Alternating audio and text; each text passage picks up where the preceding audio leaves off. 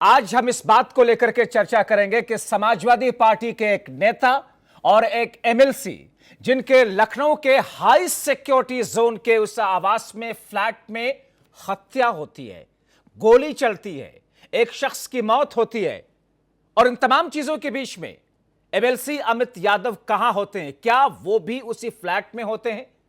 और सबसे बड़ी बात यह कि जिस रिवॉल्वर से, जिस पिस्टल से गोली चली, वो असलहा अवैध था, लाइसेंसी नहीं था और वो अमित यादव, एमएलसी अमित यादव के भतीजे के पास था। सवाल यह है कि अमित यादव के भतीजे के पास में वो असलहा, वो पिस्तौल कहां से आई? क्या इसमें अमित यादव ने किसी तरह की कोई मदद की या फिर इन तमाम चीजों के बीच में अमित यादव भी उस बर्थडे पार्टी में उस रात में वही उसी फ्लैट में मौजूद थे?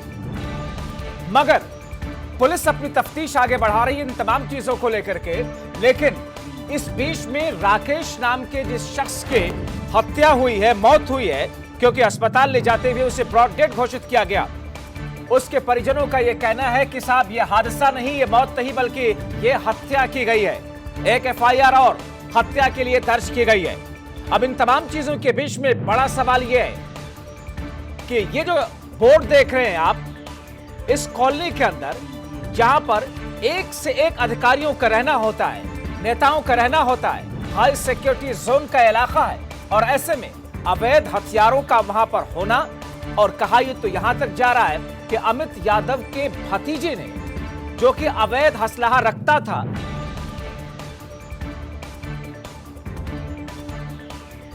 अमित यादव का भतीजा जो कि अवैध असलहा रखे हुआ था, कब से वो अवैध असलहा रखे हुआ था? इन तमाम चीजों को लेकर के अभी तक समाजवादी पार्टी की तरफ से कोई प्रतिक्रिया नहीं आई। एमएलसी अमित यादव ने कुछ भी नहीं कहा। क्या अमित यादव वहां मौजूद थे? क्या एमएलसी अमित यादव वहां पर मौजूद नहीं थे? और अगर यह सब कुछ उनकी जानकारी में नहीं है तो फिर वो सामने आकर के कोई बयान क्यों नहीं दे रहे हैं? हम इन तमाम चीजों पर आज चर्चा करेंगे, लेकिन उससे पहले आपके सामने कुछ सवाल रखे, उससे पहले आपको सुनवाते हैं कि इस हत्याकांड या इस हादसे पर जो कुछ भी है, इस पर प्रतिक्रियाएं कैसे आई हैं। पहले आपको बयान सुनवाते हैं और उसके बाद में सवाल R9 टीवी के।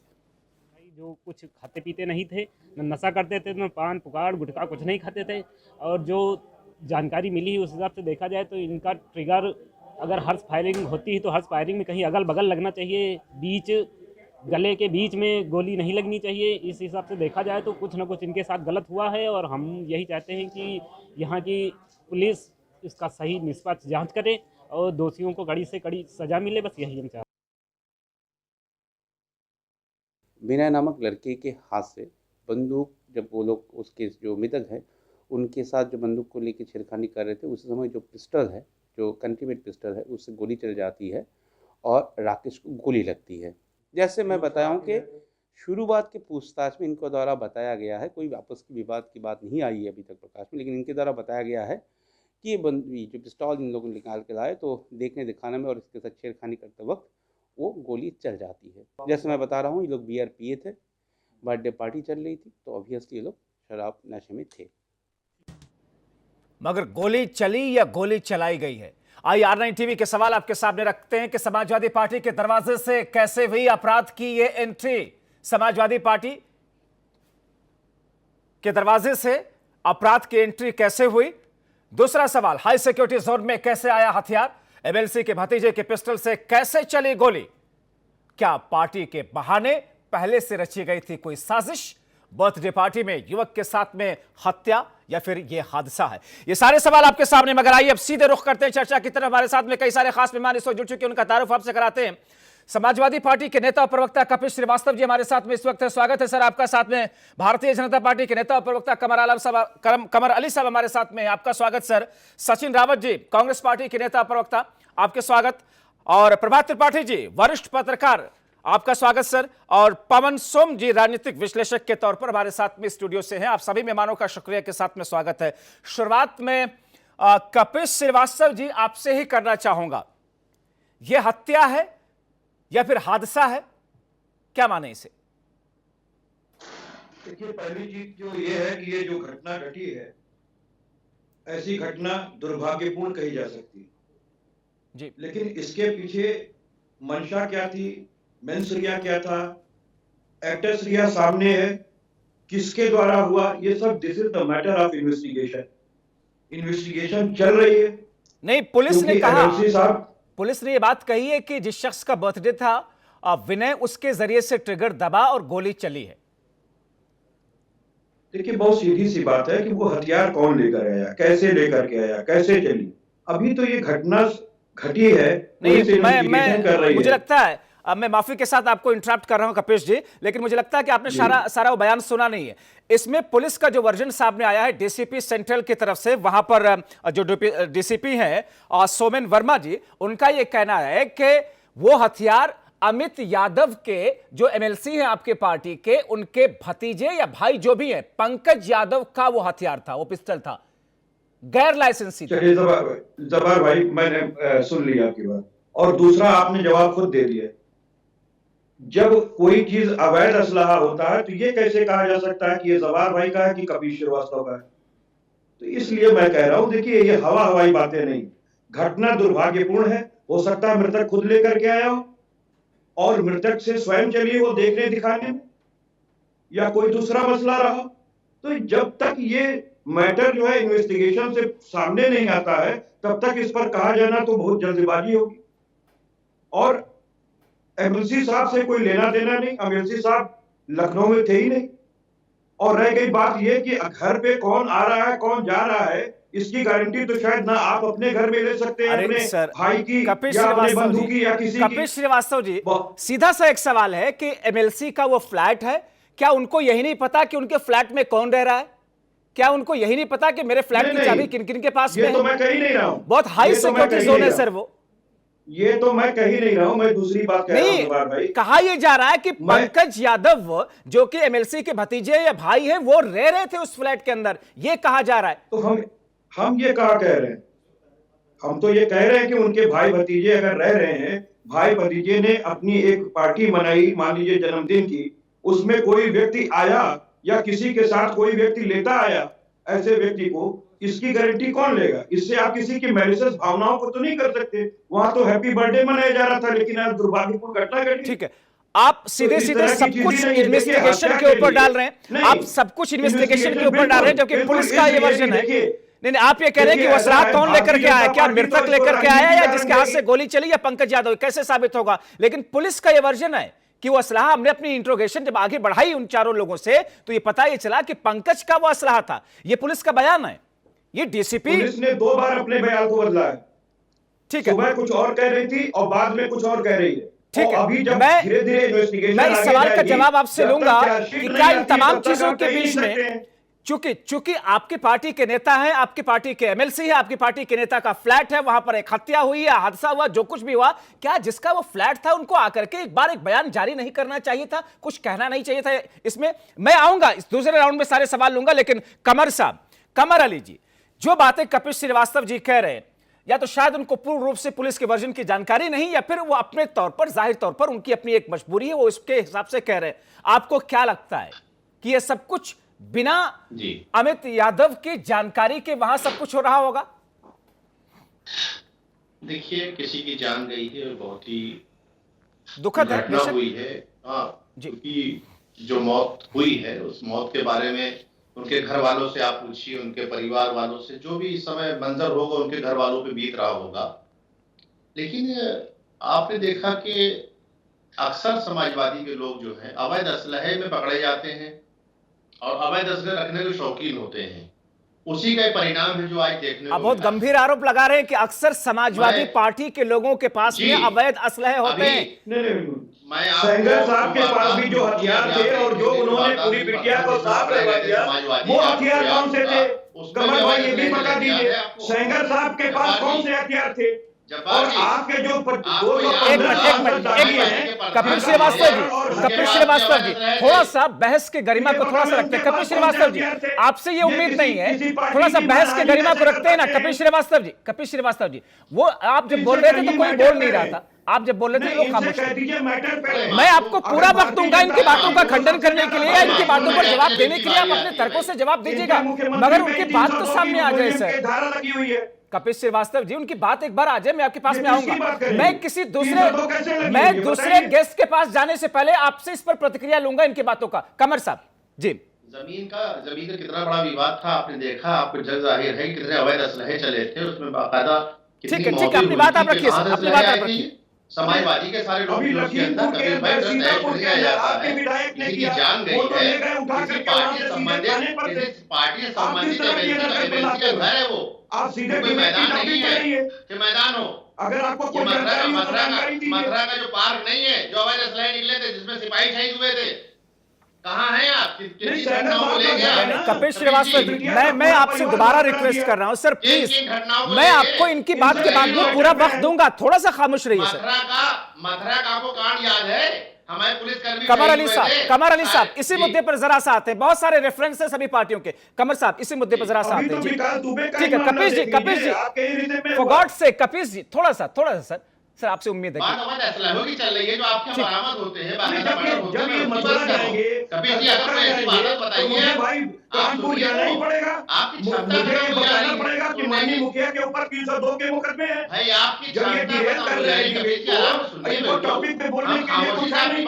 अगर इनको कोई जानकारी हो तो जाके कपिल जी, आप उनको सुन तो लीजिए एक बार, आप सुनेंगे नहीं तो कैसे आप कैसे मथुरा का मामला कह रहे हैं, मथुरा से क्या मतलब है? अरे सर कपिल जी, मैं आपको कह रहा हूं ना, ये जो बातें कहेंगे उस पर काउंटर रिएक्शन के लिए मैं आपको वक्त दूंगा, अभी फौरन वक्त दूंगा दूसरे गेस्ट पे जाने से पहले। एक बार उनकी बात है। क्या वो कार्यकर्ता नहीं थे? क्या आपके मंत्री उसमें शामिल नहीं थे? कैसी बातें कर रहे हैं कपिल जी? थोड़ा मेमोरी को बढ़ाइए। ठीक है कमर जी अपनी बात रखें।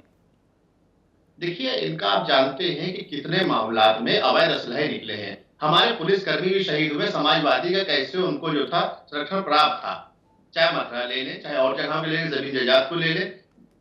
देखिए, इनकी कार्यशैली बिल्कुल स्पष्ट है, वो स्पष्ट है, अवैध असलहों के शौकीन है और अवैध असलहों के साथ हमेशा ही वारदातें होती हैं, क्योंकि इनको डर नहीं होता है कि कोई हमारा कुछ कर लेगा। कानून सोचते तो आपको लगता है कि अमित यादव के शय पर उनके भतीजे के पास में ये अवैध असलहा था? आपको ये आप ये कहना चाह रहे हैं? देखिए, मैं आपको बताऊं, आपके घर में जब्बार जी अगर कोई असलहा निकलेगा, कोई मर्डर होगा तो उसमें आप दोषी होंगे।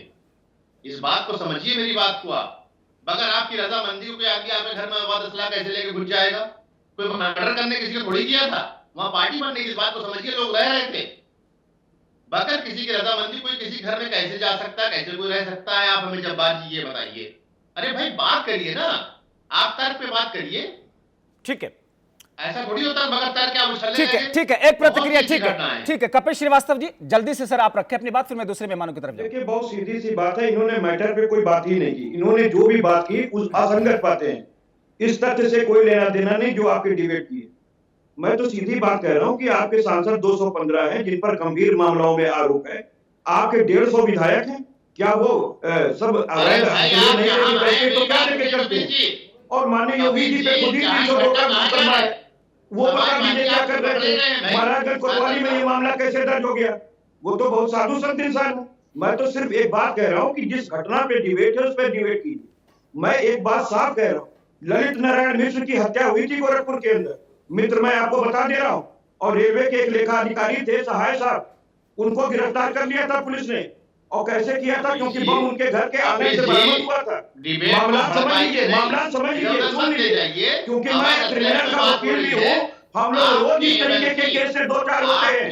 बहुत से लोग आपके घर में आकर के बैठते हैं, किसी मित्र के साथ कोई मित्र चला आता है, जिसकी जवाबदेही आप नहीं ले सकते। तो जिसने गलती की वो पेनलाइज होगा, इसमें कौन सी बड़ी बात है? ठीक है कपिल श्रीवास्तव जी, ठीक है, आपके हिसाब से पुलिस की इन्वेस्टिगेशन एक बार पूरी हो जाए, ठीक है, मगर सवाल कई सारे हैं। और ऐसे में सचिन रावत जी, क्या इस पूरे मामले में अमित यादव को पहली नजर में आप क्लीन चिट दे रहे हैं, या फिर यह कह दिया जाए कि साहब जो कुछ हुआ उसमें जो लोग आए, पार्टी में आए, कौन दोस्त था, पंकज यादव ने किसको बुलाया, विनय कौन था, किसका बर्थडे था, उसका कोई लेना देना नहीं, कोई जिम्मेदारी नहीं बनती है सपा के एमएलसी अमित यादव की, घर से उनका घर था?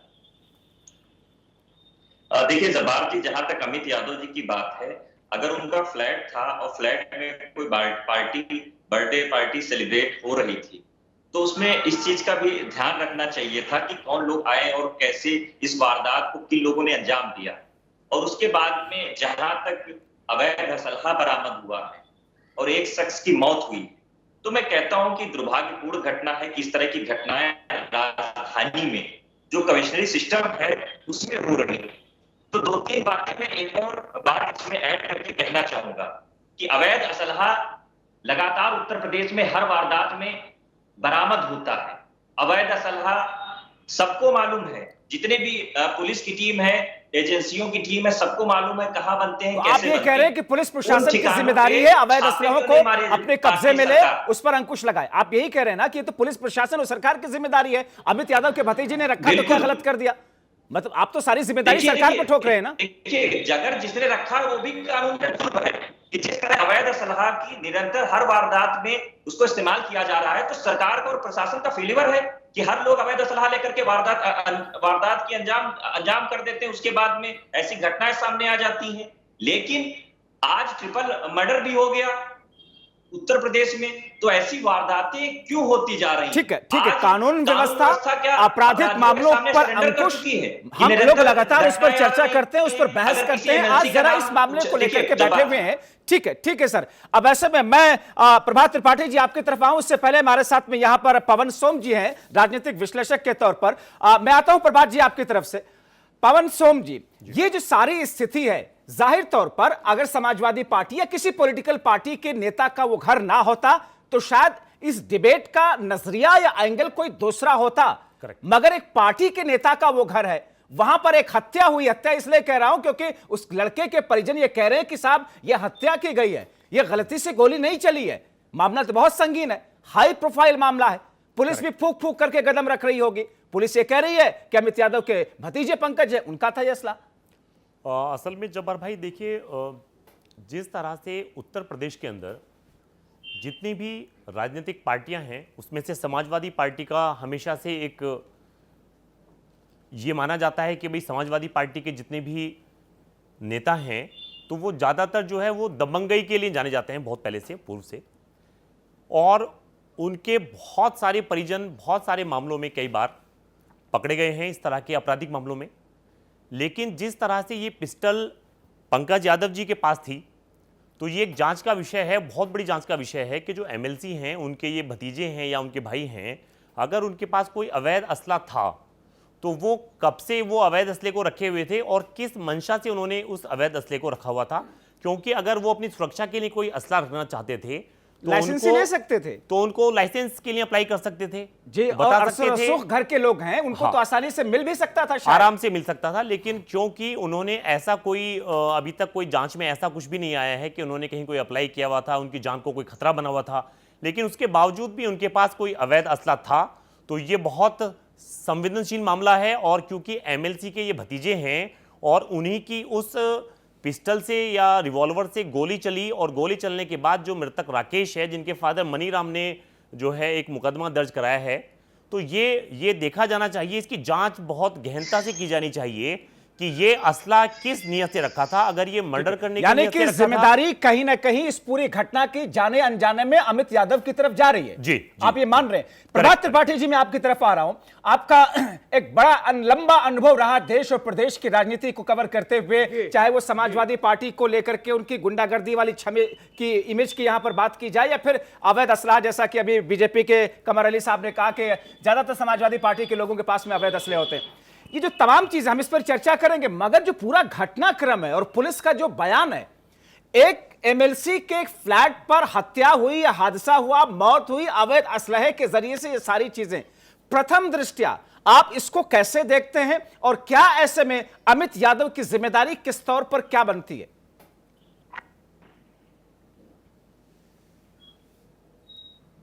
देखिए जब्बार जी, मेरी पूरी बात आ जाने दीजिए। आज हमारे समाज में जिस तरह सिस्टम है, देखिए समाजवादी पार्टी ही खाली अपराधी पार्टी नहीं है।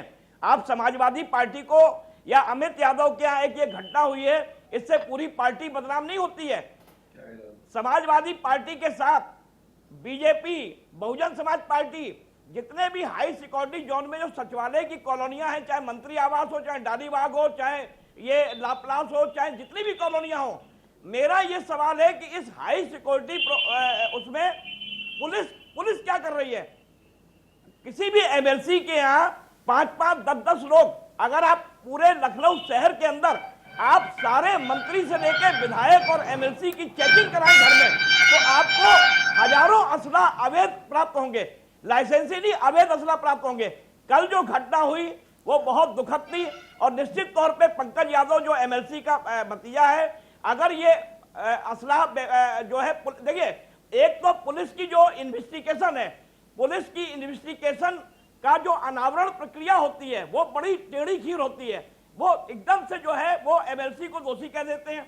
अरे भाई, दोषी तो एमएलसी है कि उसके घर में उसके भतीजे या 4 लोग बर्थडे पार्टी मना रहे थे और छीना झपटी में हत्या हुई या जानबूझ के हत्या हुई, ये विवेचना का मामला है, इन्वेस्टिगेशन का।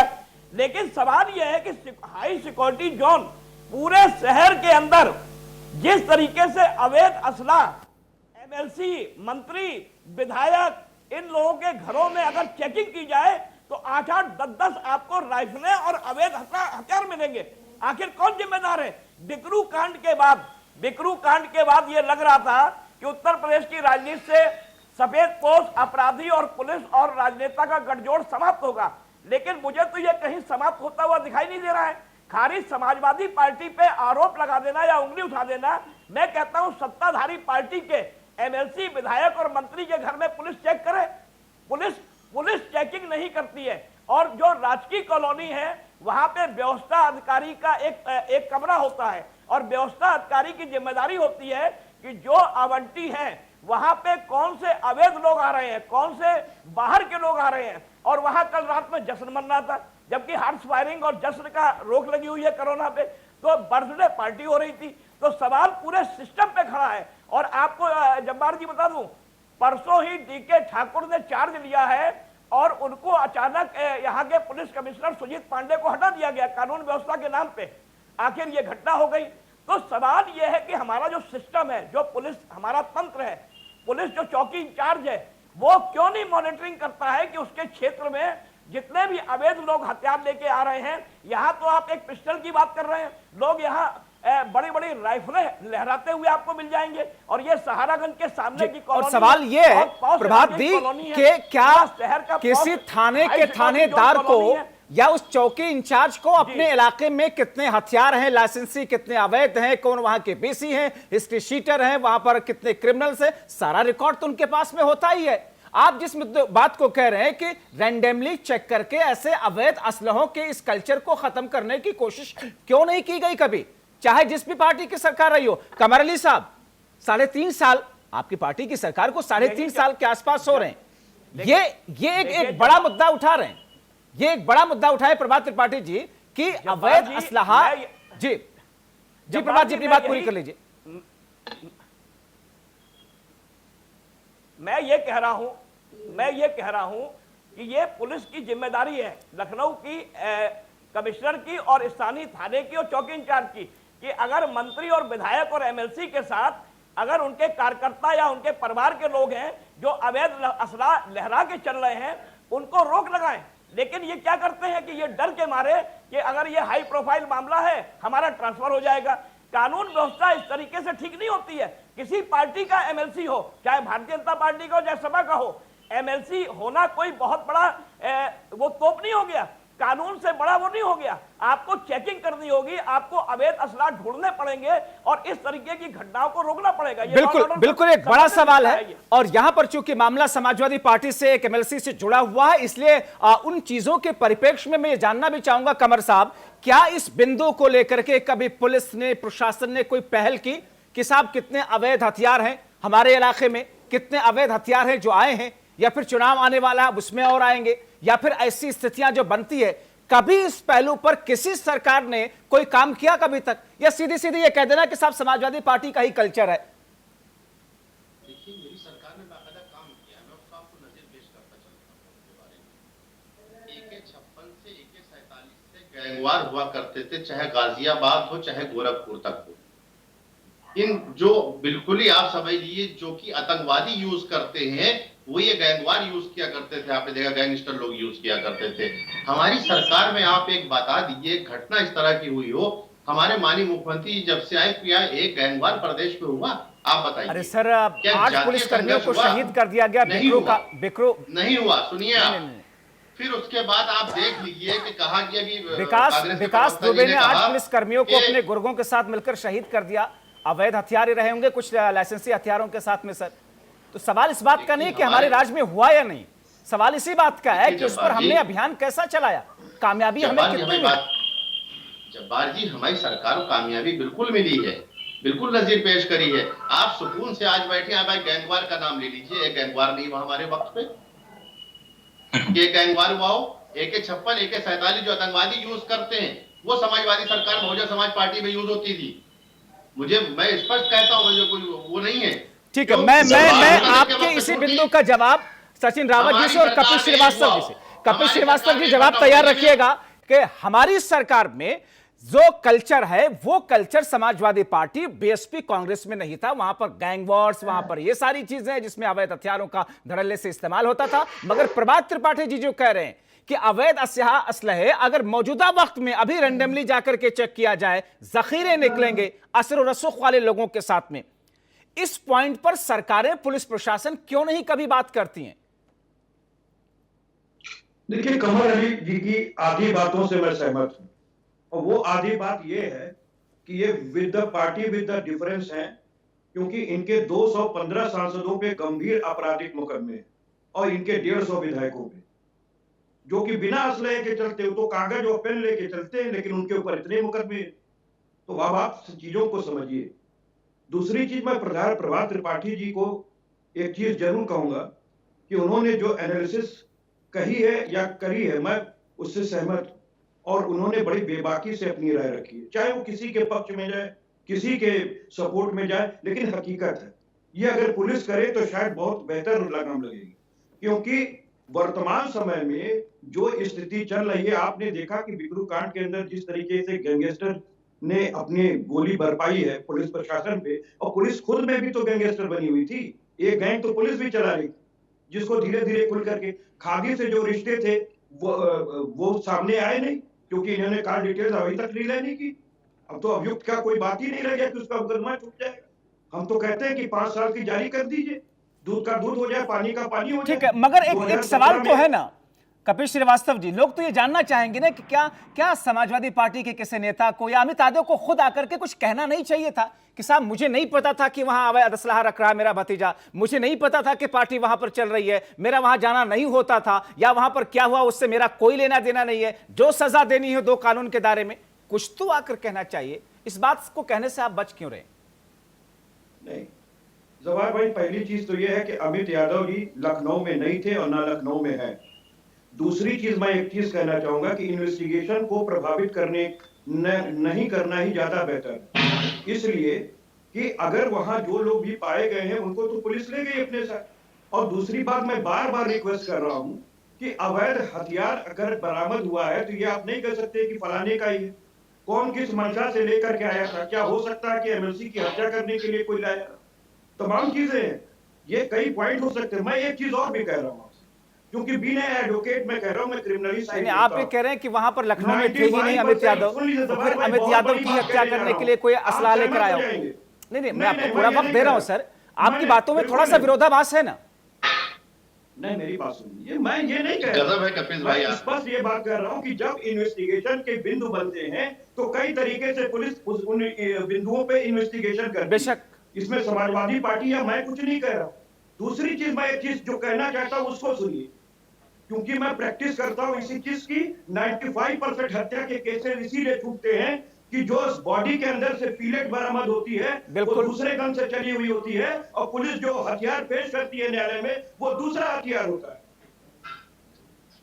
तो ये सबसे बड़ी कमी होती है पुलिस अपनी अच्छाई दिखाने चक्कर की मैंने सारी चीजें सॉल्व कर दी, वो कहीं ना कहीं से अपने पास से रखा हुआ हथियार लगा देती है, और पीलेट तो कोई दूसरी बरामद होती है शरीर के अंदर से, ठीक है, पोस्टमार्टम के बाद पाई जाती है। ठीक है, एक अहम बिंदु आप तकनीकी स्तर पर, आप इन बिंदुओं पे जो मैं कह रहा हूं, एक टेक्निकल स्तर पर मैं बहुत साफ कह रहा हूं, ठीक है। मान लीजिए जब्बार भाई, आपके यहाँ कोई बर्थडे पार्टी बनाई जा रही, आपने कपिल श्रीवास्तव को बुला लिया, मैं एक एडवोकेट हूं, मैं गुंडा नहीं हूं, आपने मुझे बुला लिया, मेरे साथ कोई आया, कोई मित्र आया, उसने अवैध रखा है हथियार, अब अगर रखा है और वहां पर लेके आ गया, बरामद हो जाए, तो आप थोड़ी नहीं, आपकी जिम्मेदारी बन जाए। ठीक है, तो बात ये है कि ठीक आप है, सारे अपने ठीक आप है, के चलिए आरोपों आपको की पूरा जिम्मेदारी अधिकार नहीं है ले सफाई पेश करने का और अपने पक्ष में बातें रखने का, मगर मैं आऊंगा आपकी तरफ पवन सोम जी, मगर उससे पहले सचिन रावत जी, ये जो एक ऐसी स्थिति है और जिन बातों को कह रहे हैं कपिल श्रीवास्तव जी, हो सकता है कि वो गोली किसी दूसरे असलहे से चली हो, क्योंकि पुलिस का यह भी कहना है कि वहां पर एक और मैगजीन मिली है जिसके 3 राउंड अवेलेबल हैं, जिसमें जिस मैगजीन के अंदर जो कार्टेज रहे हैं। तो ये इन्वेस्टिगेशन का एक पार्ट हो सकता है, मगर सबसे बड़ा मुख्य बिंदु जो सवालों के घेरे में सबसे ज्यादा अमित यादव ये समाजवादी पार्टी के नेता हैं, और उसको लेकर के जब तक कि कोई सफाई पुलिस की तरफ से ना आ जाए, कोई क्लियर कट बात ना आ जाए, तब तक तो वो सवाल उठते रहेंगे। मगर सचिन रावत जी, ये तमाम चीजें ऐसी हैं, आपको भी नहीं लगता कि क्या अगर अमित यादव बाहर आकर के कुछ बोलते तो वो इन्वेस्टिगेशन को प्रभावित करना हो जाता? इन्वेस्टिगेशन कैसे प्रभावित होती? सत्ता पक्ष में तो आप हैं नहीं। देखिए जब्बार जी, जहां तक अमित यादव जी की बात है वो एमएलसी के पद में है, और निश्चित तौर पे मुझे लगता है कि अगर इस चीज में उनको स्पष्ट तौर पे मीडिया के सामने और पुलिस के सामने आकर के अपनी बात रखनी चाहिए। लेकिन इसके 2-3 पहलू होते हैं, जैसे कि जांच जब चल रही है, जांच के दायरे में जो भी चीजें सामने आ रही हैं, इस प्रकार से वर्जन सुना मैंने डीसीपी साहब का, और भी कई वर्जन आए, तो निश्चित तौर पे अगर इस प्रकार का कोई अवैध बरामद हुआ तो उसकी जांच होगी, और जांच में जो भी चीजें सामने आएंगी तो इस प्रकार से वो सामने आ जाएंगी। लेकिन जिस प्रकार प्रभात त्रिपाठी जी ने बात की, मैं भी प्रभात त्रिपाठी जी की बात से सहमत हूँ कि जिस तरह से आज लखनऊ जो राजधानी और मुख्यमंत्री आवास के कुछ दूरी पर यह घटना हुई है, और निश्चित तौर पे जो हाई सिक्योरिटी जोन है जिसमें एमएलसी, विधायक, मंत्री रहते हैं, उनके कितने गुर्गे, उनके कितने साथियों के पास में अवैध असलहे हैं, और उसको पुलिस प्रशासन की लापरवाही से और सरकार की लापरवाही से ऐसे वारदातों को निश्चित तौर पे अंजाम दिया जाता है। जिस प्रकार से घटना होती है बलिया में, जहां पे एक पास समाज के व्यक्ति को सुरेंद्र सिंह के एक साथी ने गोली मारी। ठीक है, कानून व्यवस्था पर हम विस्तार से चर्चा अलग से करेंगे, अलग से चर्चा करेंगे कानून व्यवस्था पर, मगर चूंकि इसी मुद्दे पर मैं आज समेट कर रखना चाह रहा था, मैं आपकी तरफ आऊं सोम जी, उससे पहले प्रभात त्रिपाठी जी, हालांकि दोनों घटनाएं बहुत अलग हैं। एक आतंकवाद से जुड़ा हुआ बाटला हाउस एनकाउंटर आपको याद होगा, जिसमें आतिफ नाम के एक शख्स का एनकाउंटर किया गया था कुछ और लोगों के साथ में। जिस फ्लैट में वो आतिफ रह रहा था, उस फ्लैट को दिलाने वाले शख्स को भी अरेस्ट किया गया था, गिरफ्तार किया गया था। अब्दुर्रहमान नाम का एक शख्स था जिसने उस फ्लैट को दिलाया था, जो किसी उसके जानने वाले का फ्लैट था। तो जिम्मेदारी, ठीक है, दोनों केसेस अलग अलग हैं, जिम्मेदारी कहीं ना कहीं तो बनती है ना, कि जिसके घर में, जिसकी जगह पर, जिसकी नॉलेज में कि कौन शख्स मेरे घर में रह रहा है, हत्या हुई है, तो इस हत्या से इतनी आसानी से सब कुछ कहकर के पल्ला झाड़ लेना कि नहीं साहब मुझसे कोई लेना देना नहीं, मैं कुछ जानता ही नहीं, ये इतना डाइजेस्ट होने वाला लगता है?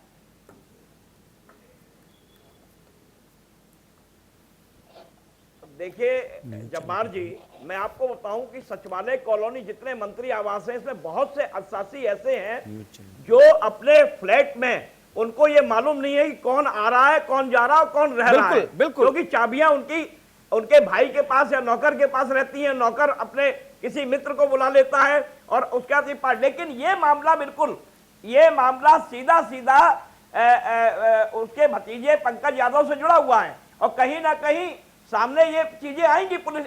लेकिन मैं एक सवाल उठा रहा हूं कि उत्तर प्रदेश के अंदर राजधानी लखनऊ को पुलिस कमिश्नर दिया गया है, कमिश्नर प्रणाली यहां लागू की गई है, और मैं आज आपको बता दूं, यहां समाजवादी पार्टी या बहुजन समाज पार्टी पे ये आरोप प्रत्यारोप करके ये डाल देने से सरकार बच नहीं पाएगी। सरकार को अगर 2022 आ रहा है चुनाव, और कितनी अवैध असला इस लखनऊ के अंदर, चाहे मंत्री आवास हो, चाहे डालीबाग हो, चाहे राजभवन हो, चाहे आपका बट्टर पैलेस हो, चाहे ला प्लास हो, चाहे केसर बाग हो, चाहे जितनी भी सचिवालय कॉलोनी है, वहां पे अगर पुलिस कमिश्नर प्रणाली के आ जाने के बाद असला लगातार, बड़े बड़े लोग फॉर्च्यूनर गाड़ी में, कोई समाजवादी पार्टी का झंडा लगाए, कोई बहुजन का लगाए, कोई भाजपा का लगाए। और मैं एक बात कहना चाहता हूं, बारूद के ढेर पे यह शहर बैठा हुआ है, और अगर मुख्यमंत्री योगी आदित्यनाथ जी पुलिस कमिश्नर प्रणाली से अपनी कानून व्यवस्था ठीक करना चाहते हैं, तो उनको निर्देश देना होगा पुलिस के अपने कमिश्नर को, डीके ठाकुर को। ये तो आपको कि लगता वो है कि बिना क्या लाग निर्देश लपेट नहीं के, है? नहीं, चाहे नहीं। सत्ताधारी प्रभात जी, पार्टी के लोग हो, बहुत चाहे गंभीर विपक्ष बात के आप ये लोग कह हो। रहे हैं, लेकिन क्या आपको लगता है कि ऊपर से निर्देश नहीं है, या निर्देश जी। देने की या फिर से दोबारा से रिमाइंड कराने की जरूरत है, या फिर सब कुछ है, निचले स्तर पर काम नहीं हो रहा?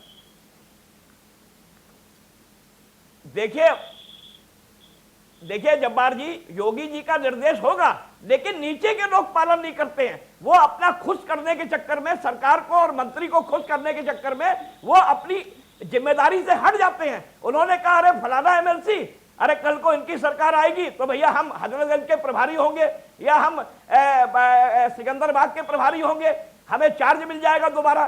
तो ये जो अधिकारी जो खुश करने की प्रक्रिया है, इससे क्या होता है, क्राइम लगातार बढ़ रहा है। डीके ठाकुर को लाया गया है और सुजीत पांडे ने पुलिस कमिश्नर प्रणाली बहुत बढ़िया चलाई थी, लेकिन कानून व्यवस्था उनसे नहीं संभली। अब डीके ठाकुर आए हैं, लेकिन काम तो आपको एसएचओ से लेना है, काम तो आपको चौकी इंचार्ज से लेना है। मुख्यमंत्री काम करने नहीं आएंगे। मुख्यमंत्री का फरमान जारी है, और कोई भी प्रदेश का मुख्यमंत्री, चाहे समाजवादी पार्टी का रहा हो, चाहे भाजपा का रहा हो, वो नहीं चाहेगा कि उसके राज्य में कानून व्यवस्था खराब हो। लेकिन जिम्मेदारी और टीकरा जो चुनाव में फूटेगा वो योगी जी के ही ऊपर, सिर के ऊपर फूटेगा।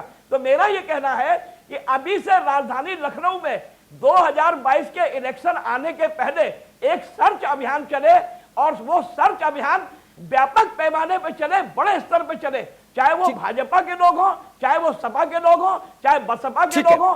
ये इसमें जब्बार जी होता क्या है, इसमें जो अवांछित तत्व होते हैं, सरकार को बदनाम करने के लिए या सरकार को गिराने के लिए, वो अवांछित तत्व एक्टिव हो जाते हैं, और इतने अवैध असला इस शहर के अंदर निकलेंगे। अगर मुख्यमंत्री योगी आदित्यनाथ इस डिबेट के बाद कल से ये सघन चेकिंग अभियान चला दें, तो आपको मैं भरोसे से जब्बार जी बताना चाहता हूं, सैकड़ों असला, अवैध असला, आपको पूरी लाइन लग जाएगी असलाहों की।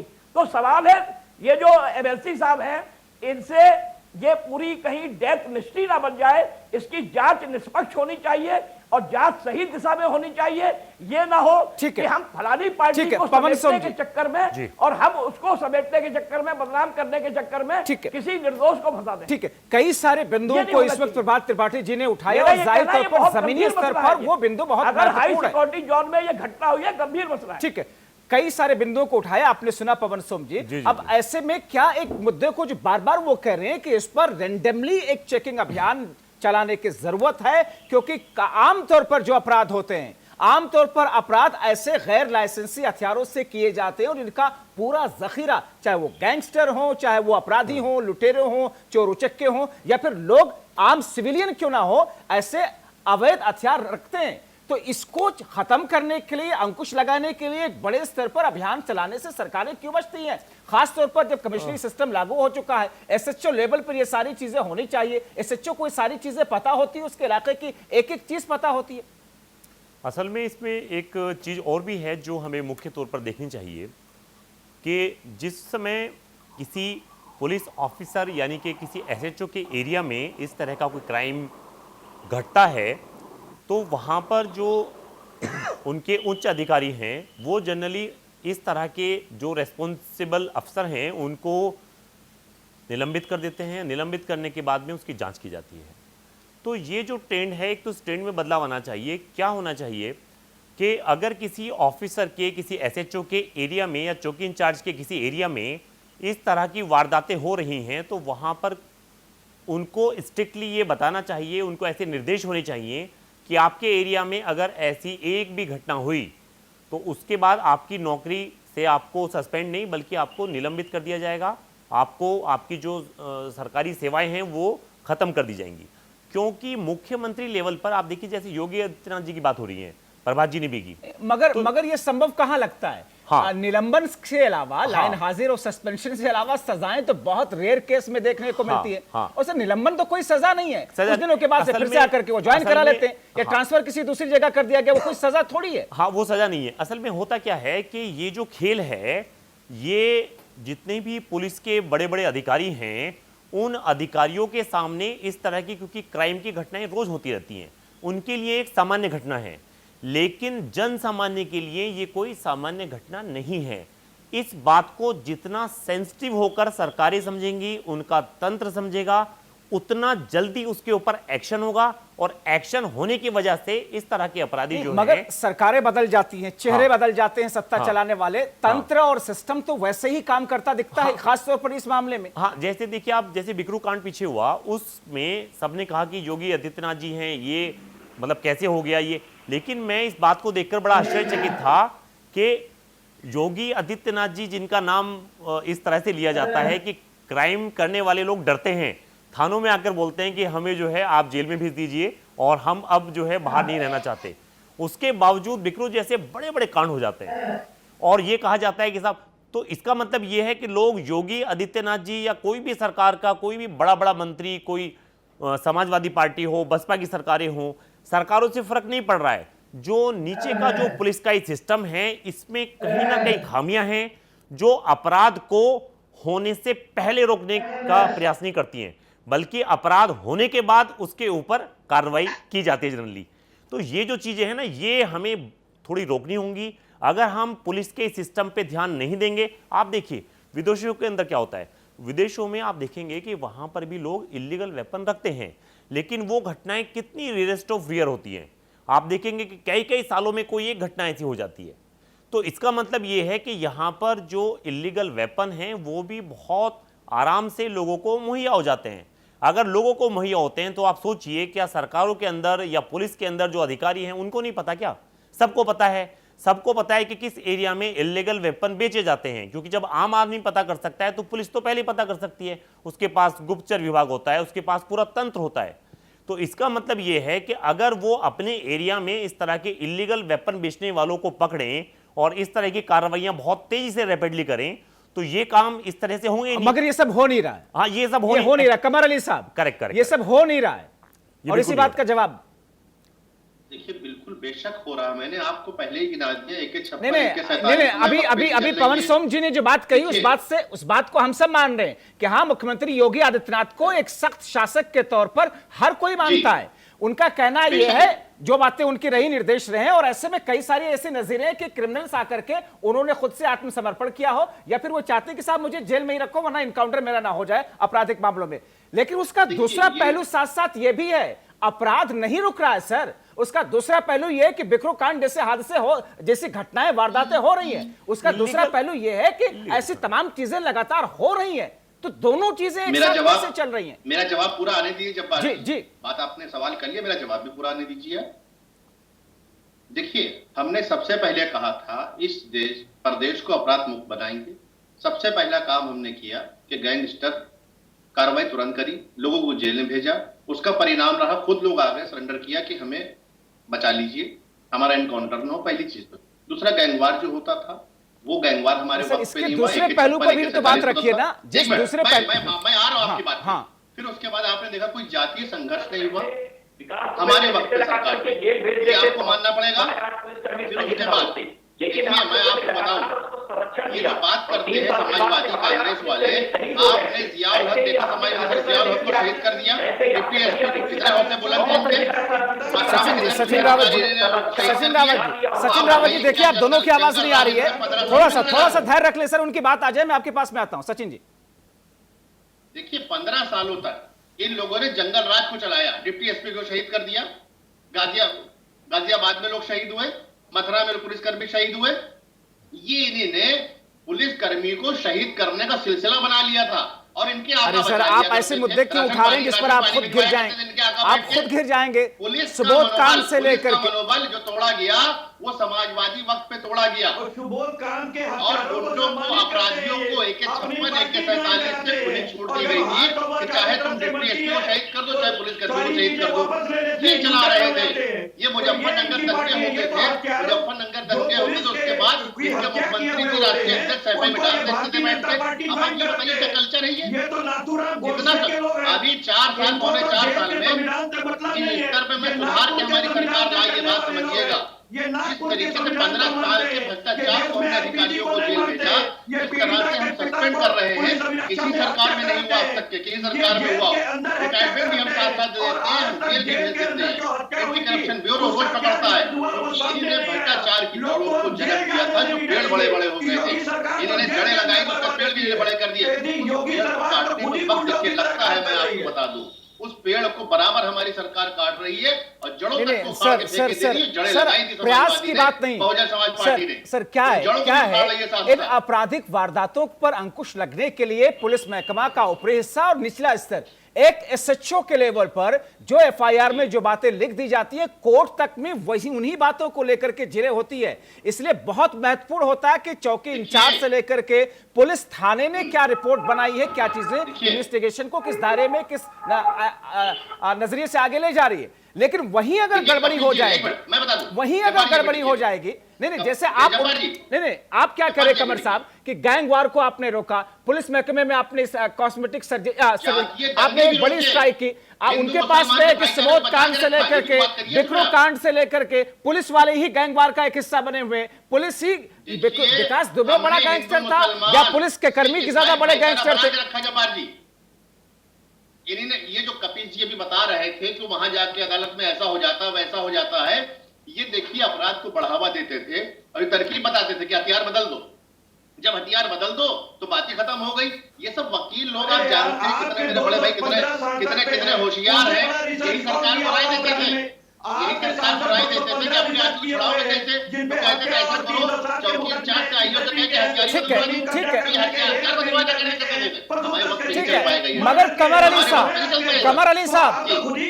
अली साहब सरकार आपकी है, पुलिस आपकी है, क्या अब तक अमित यादव जी को पूछताछ के लिए बुलाना नहीं जाना चाहिए था पुलिस के जरिए से? बिल्कुल 100% मेरी बात सुन ली आप। बिल्कुल जिसके घर में वारदात हुई है, जिसके घर का बच्चा गया है, मर्डर हुआ है, इस बात को समझिएगा, मर्डर के साथ साथ अवैध असलहे से हुआ है। अमित यादव से एमएलसी अमित यादव से पूछताछ हुई अब तक? देखिए पुलिस अपना काम उनका डिटेंशन हुआ, बिल्कुल नोटिस जारी करेगी पुलिस, बिल्कुल उनको बुलाएगी पूछताछ के लिए, बिल्कुल बुलाएगी। मैं स्पष्ट आपसे कह दूं। अरे सर मैं कह रहा हूं कि ये ऐसी वारदात नहीं है कि कुछ लोगों ने हत्या करके फरार हो गए। जो लोग वहां मौजूद थे सब लोग पुलिस के पास में, वो 4 के 4 लोग पुलिस के पास में, लेकिन 5वां शख्स जो बहुत महत्वपूर्ण है अमित यादव एमएलसी जो हैं, उनको तो बुलाना चाहिए था ना, अब तक पूछताछ हो जानी चाहिए थी उनसे। देखिए आज उसका पीएम हुआ है, आपने देखी जो वारदात हुई है, पुलिस को वक्त दीजिए। पुलिस जो है देखिए ऐसा नहीं है समाजवादी टाइम पर फट से बंद कर देते थे, असलहा बदल देते थे, लोगों को अपराधियों को छुड़ा लेते थे। अरे इतनी फास्ट कार्रवाई हम लोग जो पकड़ते हैं उसको बिल्कुल कायदे से जो वाकई जो वारदात में शामिल होता है उसको पकड़ते हैं। ये तो पूरी तरकीब बता दी कि कैसे हम आदमी बचाएंगे। हम दबाव नहीं बनाते, हम कहते हैं जो सच हो स्पष्ट हो बिल्कुल आप उसको अंदर करिए, कोई गिराहवाली मत करिए। ये तो तुरंत जज बन जाते थे, ये तो अफसर भी बन जाते थे, सारे काम खुद ही करते थे भाई। इनकी क्या बराबरी करेंगे? ये तो बड़ा कोई से बता देते बैठ के भाई, कैसे बचाना है अपराधी को, कैसे बदलवाना है, कैसे चौकी इंचार्ज का इस्तेमाल करना है, कैसे इंस्टीट्यूट का इस्तेमाल करना है। इस्तेमाल नहीं करिए, देश की सेवा करिए, प्रदेश की सेवा करिए, जिसके लिए आप चुन के आए हैं। आपको कार्य करना पड़ेगा, कार्य करेंगे, आपको बड़े व्यक्ति को आपको लाभ देना पड़ेगा। जब अपराध ठीक है, हम लोग इस कार्यक्रम के बिल्कुल आखिरी हिस्से में है। मैं छोटा एक कमेंट लूंगा। सचिन रावत जी, अब ऐसी स्थितियों और परिस्थितियों में अपराध या फिर लॉ एंड ऑर्डर एक अलग बहस तो है ये, मगर ये जो आज का मामला आया है बिल्कुल उससे जुदा है। ऐसे में स्थिति में आपका आखिरी कमेंट क्या है सर? कैसे इस पूरे मामले को आगे देखा जाए और क्या उम्मीद की जाए?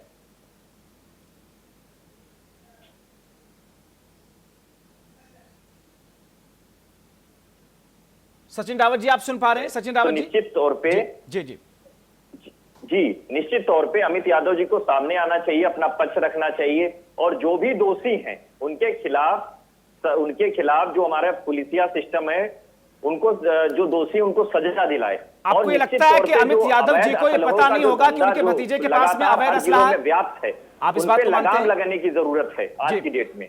जी आप इस बात को मानते हैं कि अमित यादव जी को पता नहीं होगा कि उनके भतीजे के पास में क्या कुछ है, असलहा या नहीं है अवैध तरीके से? ये फोन कट गया, मैं कवर नहीं बोल रहा हूँ। सचिन जी देखिए जब्बार जी, जहां तक अमित यादव जी को अब तक पता हो चुका होगा क्योंकि लगातार पुलिस के माध्यम से, मीडिया के माध्यम से उनको जानकारी हो चुकी होगी। नहीं मैं इस घटना की बात नहीं कर रहा हूं सर, आना चाहिए, अवैध असलहे की बात कर रहा हूं। अपने सामने उनको अपनी बात रखनी चाहिए जिससे कि आगे की जो जांच चले उसमें पुलिस को भी जो अवैध असलहे जहां से आ रहे हैं उनके खिलाफ अब पुलिस भी कार्रवाई करे। कल्चर और राजनीतिक कल्चर अवैध असलहों का, 2 असलहे अगर लाइसेंसी है तो उसके आड़ में 200 असलहे गैर लाइसेंसी होते हैं। क्या इस पर एक बड़े स्ट्राइक की जरूरत नहीं है? हाँ, असल में अगर योगी सरकार या फिर पूरी की पूरी जो हमारी पूरा एक सिस्टम है, उस सिस्टम को अगर दुरुस्त करना है हमें, तो सबसे पहले ये बात समझनी होगी कि वो किसी भी पार्टी का कोई विधायक हो, कोई सांसद हो, उनके जितने भी रिश्तेदार हैं, रिलेटिव्स हैं या उनके आसपास के खास लोग हैं, उनके पास अक्सर इस तरह के असले होते हैं जो चुनाव के समय पर खूब यूज किए जाते हैं, हम लोग देखते हैं। तो सबसे पहले हमें अपनी सरकारों को और पूरे राजनीतिक सिस्टम को ये मंशा बनानी पड़ेगी ईमानदारी से कि इस तरह के अवैध असलों का जो यूज हो रहा है, पार्टियों के लोग करते हैं या विधायक के आसपास के लोग करते हैं या सांसद के पास के लोग, वो बिल्कुल बंद हो जाए। ठीक है। अब कपिल श्रीवास्तव जी, ये जो गन कल्चर है, शायद अगर अमित यादव के भतीजे पंकज के पास में अगर लाइसेंसी हथियार होता, इस बात के चांसेस कम थे कि वो निकाल करके उसे लहराता और लोडेड होती और फिर उस गोली चलती। शायद इस बात के चांसेस कम थे। जवाहर भाई, अभी तो ये this is the matter of investigation कि ये उनकी अवैध थी कि नहीं, क्योंकि अगर लाइसेंसी होती तो उनके नाम पर होती जी। और मैंने आपको बताया कि अभी इसके पीछे जो है जांच होने दीजिए, पुलिस जांच की अपनी एक आख्या। ठीक है सर, मैं वक्त बिल्कुल खत्म हो रहा है, मैं माफी के साथ में प्रभात त्रिपाठी जी एक लाइन में सर कोई आखिरी कमेंट जिससे जो सरकार के लिए, पुलिस के लिए, जनता के लिए और इस गन कल्चर वाले राजनीतिक पार्टियों के लिए भी।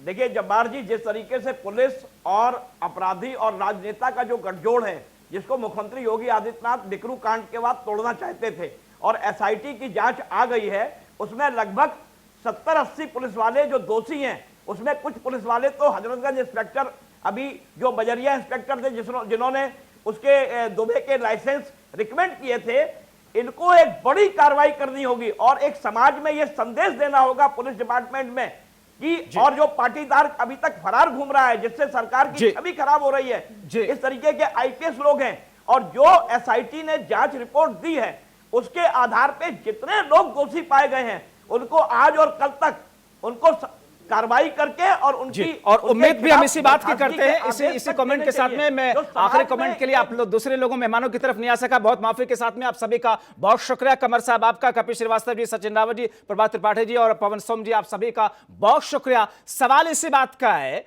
कि गन कल्चर जो राजनीतिक पार्टियों के अंदर है, बाहुबलियों के अंदर है कि आम सिविलियन के अंदर है, क्या इस पर वक्त नहीं आ चुका है हर जगह, हर स्टेट में, हर कस्बे में एक बड़ी जिम्मेदारी के साथ में इस पर अंकुश लगाने के लिए बड़े स्तर पर एक सफाई अभियान चलाया जाए? क्योंकि शायद अगर उस शख्स के पास में लाइसेंसी हथियार होता तो शायद इस बात के चांसेस कम थे कि उसको लोडेड करके उसको लहराता, छीना झपटी होती, क्योंकि उसे डर होता इस बात का, शराब के नशे में भी, कि शायद अगर गोली चल जाएगी तो मैं शायद जेल के अंदर चला जाऊंगा। मगर इन तमाम चीजों के बीच में समाजवादी पार्टी के एमएलसी अमित यादव का सामने ना आना अपने आप में बहुत सारे सवाल खड़ा करता है।